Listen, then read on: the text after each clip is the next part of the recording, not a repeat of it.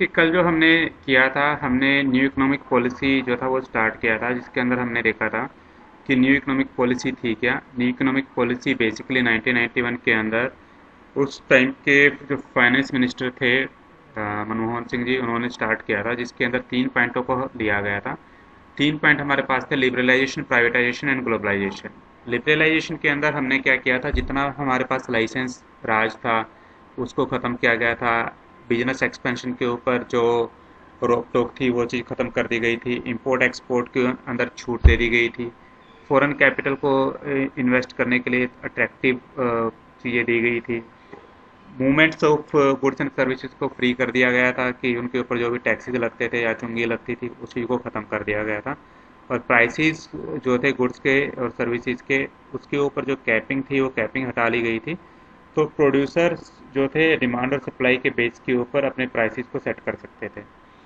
Second चीज़ जो किया गया था, प्राइवेटाइजेशन। प्राइवेटाइजेशन के अंदर जितना भी पब्लिक सेक्टर था उसको डिसइन्वेस्टमेंट करके और पब्लिक सेक्टर को, प्राइवेट सेक्टर को बेचा जा रहा था।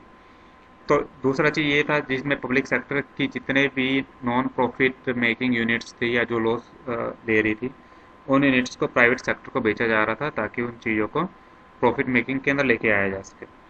ग्लोबलाइजेशन के अंदर इस पूरे इंडिया को एक ग्लोबल विलेज की तरह तैयार किया जा रहा था, जिसमें फॉरेन कंपनीज को इनवाइट किया जा रहा था, प्लस अपने इंपोर्ट एक्सपोर्ट के ऊपर काम किया जा रहा था। इंपोर्ट्स के ऊपर जो ड्यूटीज़ थी या जो रिस्ट्रिक्शन थी उनको कम किया गया। एक्सपोर्ट के ऊपर जो ड्यूटीज़ लगाई गई थी उनको हटा दिया गया। तो इस तरीके से फॉरेन इन्वेस्टमेंट हमारे कंट्री में आना स्टार्ट हुआ। एक्सपोर्ट और इंपोर्ट प्रोसीजर जो था ठीक हुआ, तो इससे इंपोर्ट और एक्सपोर्ट दोनों चीज़ें हमारे पास बढ़ी। ठीक है, तो हमारे पास ये 3 चीज़ें हमारे पास हुई: लिबरलाइजेशन के, प्राइवेटाइजेशन और ग्लोबलाइजेशन। इनके हमने कुछ इम्पैक्ट देखे थे। क्या इम्पैक्ट हुआ था? कंपटीशन इंक्रीज हुआ, डिमांडिंग कस्टमर्स हो गए थे कि कस्टमर्स अब डिमांड करने लग गए थे। पहले जो चीज़ सेल कॉन्सेप्ट के ऊपर थी अब वो मार्केट कॉन्सेप्ट के ऊपर आ गई थी कि पहले मार्केट की रिसर्च की जाती थी, कस्टमर क्या चाहता है वो देखा जाता था और उसके बाद प्रोडक्ट को बनाया जाता था।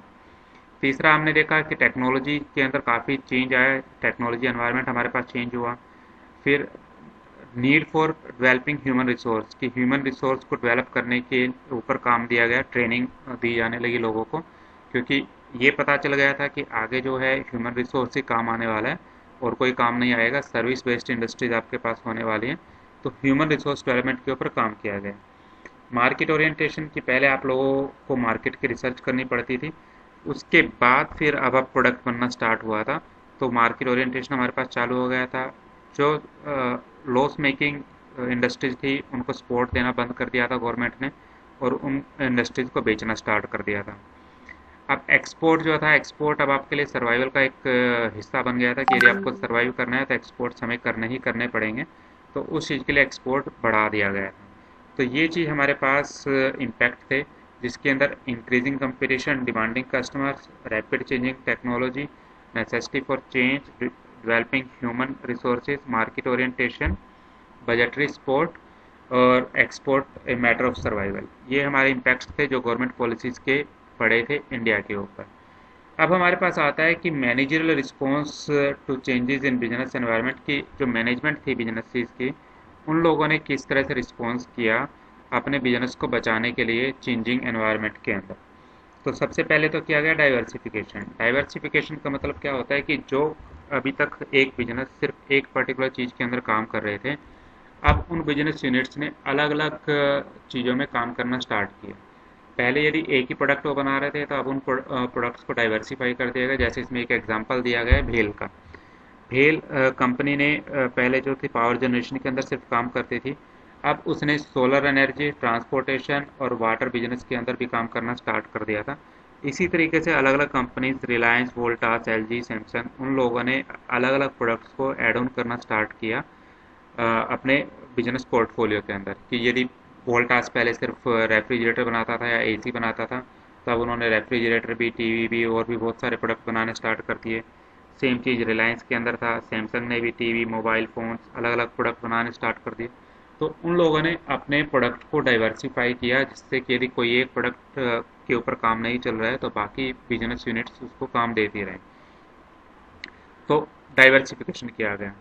सेकंड चीज़ ये थी ज्वाइंट वेंचर्स होने स्टार्ट हुए। जितने भी एमएनसीज कंपनी थी जिनको भी इंडिया के अंदर आकर के बिजनेस स्टार्ट करना था, क्योंकि उनको इंडिया के मार्केट की नॉलेज नहीं थी, तो उन लोगों ने क्या किया कि इंडिया के अंदर जो कंपनी ऑलरेडी रनिंग थी उस टाइप के बिजनेस के अंदर उनके साथ उन्होंने ज्वाइंट वेंचर करना स्टार्ट किया।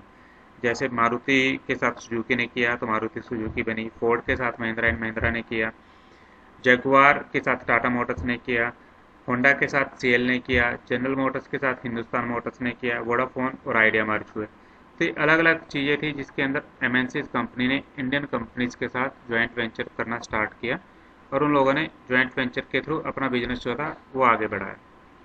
तीसरा काम जो हुआ वो काम हुआ ब्रांड बिल्डिंग के ऊपर। ब्रांड बिल्डिंग कैसे हो सकती थी कि आप प्रोडक्ट अच्छा दो, कस्टमर सपोर्ट अच्छा दो, अपने कंपनी को प्रमोट करो एडवर्टीजमेंट्स के थ्रू, प्रमोशनल एक्टिविटीज़ लेकर के आओ, सेल्स प्रमोशन करो, कंज्यूमर ड्यूरेबल इंडस्ट्रीज को सेट करो।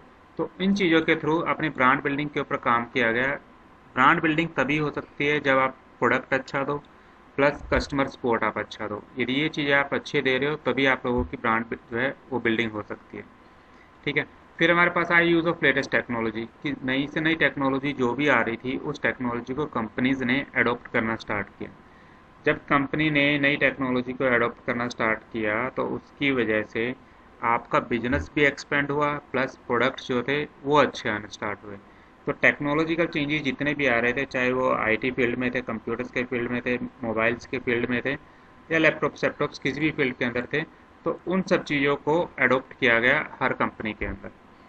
फिर हमारे पास हुआ improved compensation level. Improved compensation का मतलब था कि जब ह्यूमन रिसोर्स के ऊपर काम किया गया तो उसके अकॉर्डिंग सैलरीज जो थी वो सैलरीज काफ़ी अच्छी दी जाने लगी इंजीनियर्स और मैनेजमेंट के पर्सनस को, या जो भी टेक्निकल पर्सनस थे उन लोगों को सैलरी अच्छी मिलनी स्टार्ट हो गई। तो कंपनसेशन लेवल के ऊपर काम करना स्टार्ट हुआ।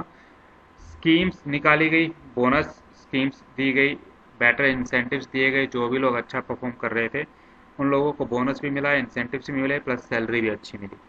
तो इस तरीके से एमएनसीज के आने की वजह से जो प्राइवेट कंपनीज थी उन लोगों ने अब कंपनसेशन जो था वो अच्छा देना स्टार्ट किया। कस्टमर फोकस, अब क्योंकि प्रोडक्ट जो था बनाया जाता था कस्टमर की डिमांड के अकॉर्डिंग, तो कस्टमर फोकस जो था वो ज़्यादा बढ़ गया। एक बार आपने प्रोडक्ट बेच दिया, ऐसा नहीं था कि प्रोडक्ट बेचने के बाद अब हम कस्टमर के ऊपर ध्यान ही नहीं देंगे। कस्टमर फोकस होना स्टार्ट हो गया था, तो कस्टमर ओरिएंटेड बिजनेस स्टार्ट हो गए थे। आफ्टर सेल सर्विस का कॉन्सेप्ट हमारे पास आया, 24/7 कस्टमर सपोर्ट दी जाने लगी, टोल फ्री नंबर सेट किए गए जिसके ऊपर कस्टमर अपनी कंप्लेंट कर सकता था। तो उन कंप्लेंट का रेजोल्यूशन दिया जाने लगा कस्टमर्स को। जो कस्टमर की पहले कहीं सुनवाई नहीं होती थी, अब कस्टमर भगवान बन गया था। तो अब कस्टमर को 24/7 सपोर्ट दिया जाने लगा। किसी भी चीज़ में उनको प्रॉब्लम आती थी तो वो प्रॉब्लम उनकी सोल्व की जाती थी। तो ये हमारे पास जो चेंजेस हुए थे न्यू इकोनॉमिक पॉलिसी की वजह से बिजनेस एनवायरनमेंट के अंदर ये चेंजेस किए गए, जिसकी हेल्प से कस्टमर को जो था डील किया जाने लगा था बेटर वे के।